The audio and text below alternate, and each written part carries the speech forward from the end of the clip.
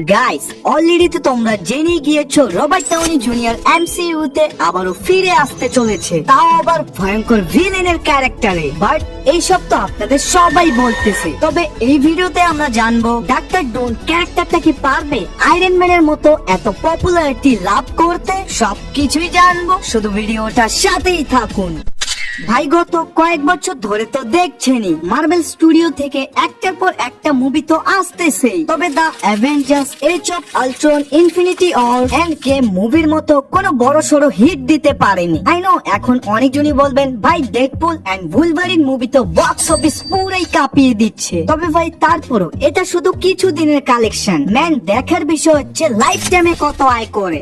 ভাই ডাক্তার ডুম ক্যারেক্টারটা নিয়ে আমি যখন একটু কমিক্সে রিসার্চ করলাম তো জানতে পারলাম আয়রন ম্যানের সাথে ডাক্তার ডুনের বেশ কয়েকবার লড়াই হয়েছে, যদিও অলওয়েজ আমাদের হিরো টনি স্টার্কই জিততো। তবে একটা থিওরির অনুযায়ী এই যে ডাক্তার ডুম আয়রন ম্যানের কাছে বারবার হেরে যায়, এইসব নাকি সে সহ্য না করতে পেরে আয়রন ম্যানের ভিতরের আত্মা বের করে তার শরীরে প্রবেশ করে দেয়, আর ডাক্তার ডুম আয়রন ম্যানের শরীরে ঢুকে যায়। এক কথায় দুইজনেরই শরীর অদল বদল হয়ে যায়, যদিও মুভিতে এটা থাকার সম্ভাবনা একদম নেই বললেই চলে।